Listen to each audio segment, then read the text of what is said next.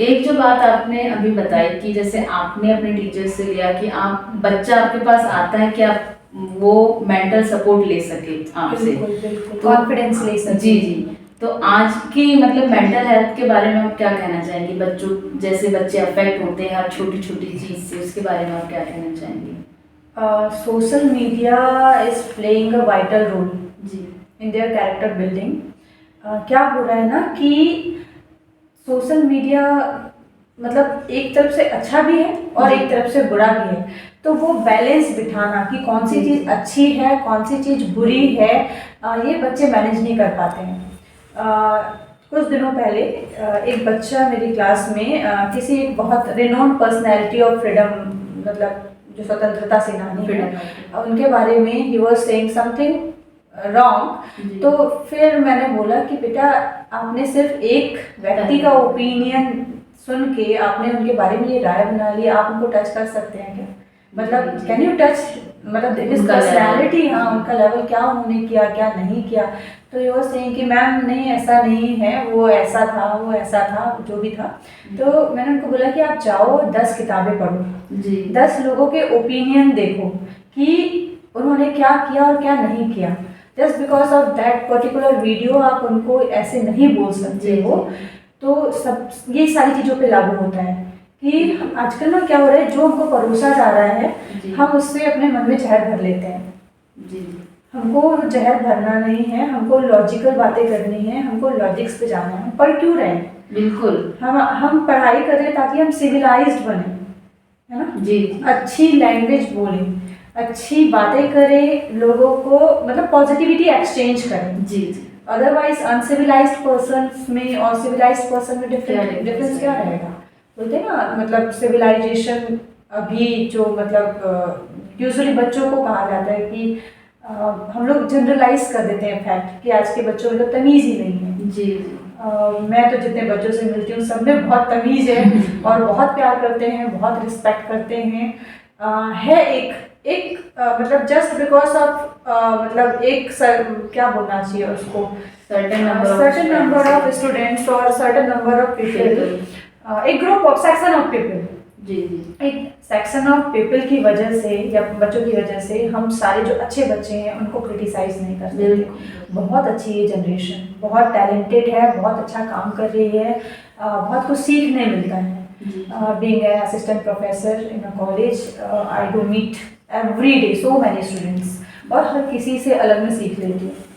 और मुझे लगता है कि ये पॉजिटिविटी मतलब ये चीज़ है, क्योंकि आज में इतने सारे टेक्नोलॉजी में specially they are more good than you. Ma'am उन बच्चों के लिए आप क्या कहना चाहेंगे, स्पेशली फॉर गर्ल्स जो मतलब आजकल सोशल मीडिया का ज़माना है, वो उन सब सारी चीज़ों में इंगेज हो जाते हैं और अपने जो एक्चुअल पाथ है उससे डिस्ट्रैक्ट हो जाते हैं, उनके लिए आप क्या मैसेज देना चाहेंगे? ऐसे ही मैंने कहा ना कि सोशल मीडिया के पॉजिटिव प्लस नेगेटिव दोनों ही साइड्स हैं। तो once you catch the positive side तो वो आपका करियर सेट करने में बहुत मतलब हेल्पफुल हो जाएगा। और यदि आप रॉन्ग तरीके से डिस्ट्रैक्ट हो गए हैं तो फिर आपको कोई बचा नहीं पाएगा। तो एक प्रॉपर गाइडेंस मुझे हमेशा से लगता है कि आपको ना जो मतलब you should go to your teachers, you should go to your parents with your problems. हम क्या करते हैं आजकल जो बच्चे हैं अपनी बातों को छुपा लेते हैं। हम सोचते हैं कि मम्मी जज कर लेंगी, पापा जज कर लेंगे या फिर टीचर्स जज करेंगे हमें।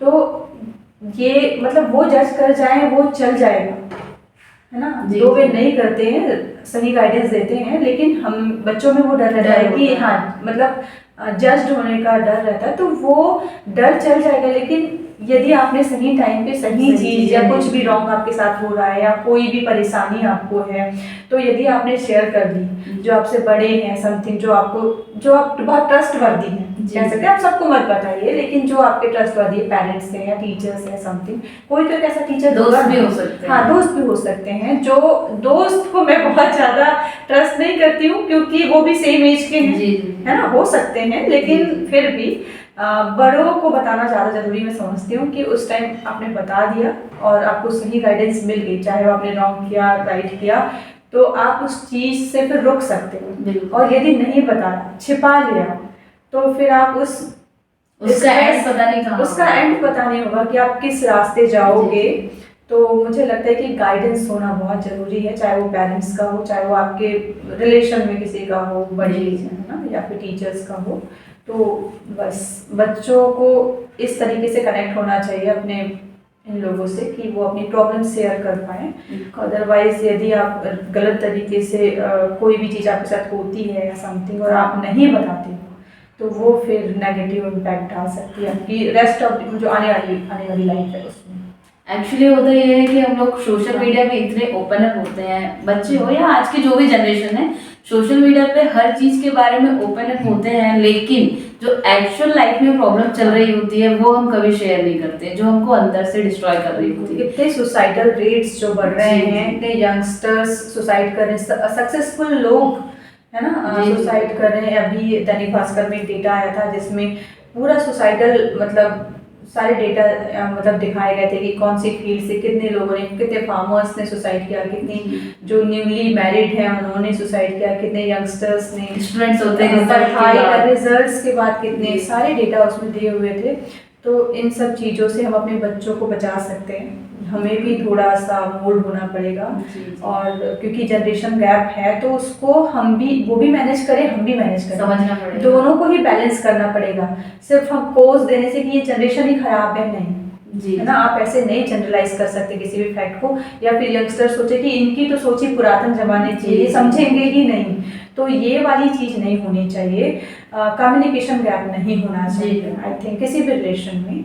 तो फिर वो पटरी पे नहीं मतलब गाड़ी चलती रहती है और बहुत अच्छी अपनी मंजिल पा लेती है फिर।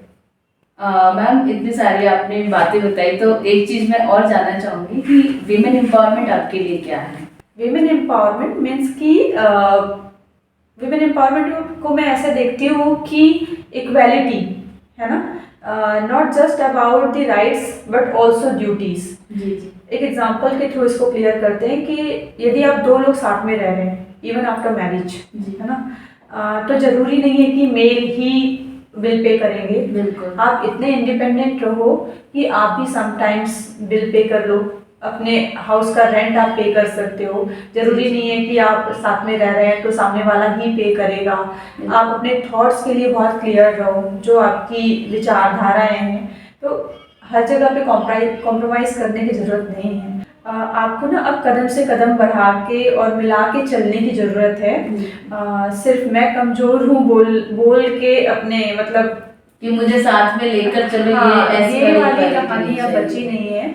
आपको बहुत इंडिपेंडेंट होने की ज़रूरत है, क्योंकि पहले जो हमारी जो इसके पहले वाली जनरेशन थी, जो हमारी मम्मियों की जनरेशन है, तो उसमें थोड़ा सा ये था कि देवर फाइनेंशियली नॉट मतलब डिपेंडेंट थी।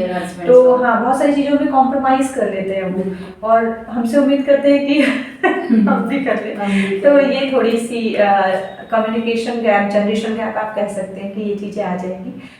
लेकिन नहीं, थोड़ा सा माहौल बदला है, अब लड़कियां बहुत इंडिपेंडेंट हो रही हैं और अपने फैसले खुद ले रही हैं, अकेले जर्नी कर रही हैं।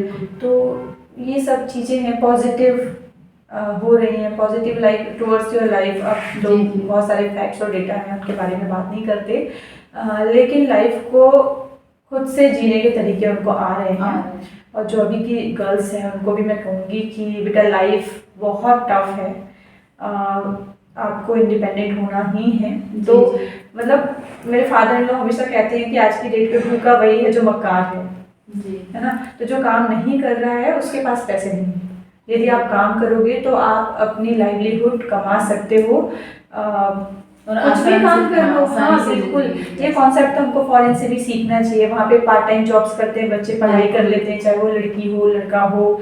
वहाँ पे सोसाइटी जजमेंटल नहीं है उनके लिए, क्योंकि वहाँ का कल्चर ही है ना, एडवांस्ड कल्चर है। हाँ, लेकिन यहाँ पे यदि हमारे यहाँ पे कोई बच्चा यदि कोई काम कर लेता है, होटल में काम कर लेता है या समथिंग फोटोकॉपी में, तो ऐसे माना जाएगा कि इनके पेरेंट्स के पास कुछ है ही नहीं और इसलिए भेज रहे हैं। इस मेंटालिटी को थोड़ा सा चेंज कर ले तो बहुत अच्छा होगा। हाँ, काफ़ी सारे बच्चे बहुत टैलेंटेड है, बहुत सारे काम कर सकते हैं, लेकिन जस्ट बिकॉज फैमिली नहीं अलाउड कर रही है। मैम आपसे मिलकर बहुत ज़्यादा खुशी हुई, बहुत दिनों बाद हम मिले और आपने इतनी अच्छी बातें हमसे की और हमारे दर्शकों को इतनी अच्छी बातें बताई, इसके लिए आपका बहुत बहुत थैंक यू।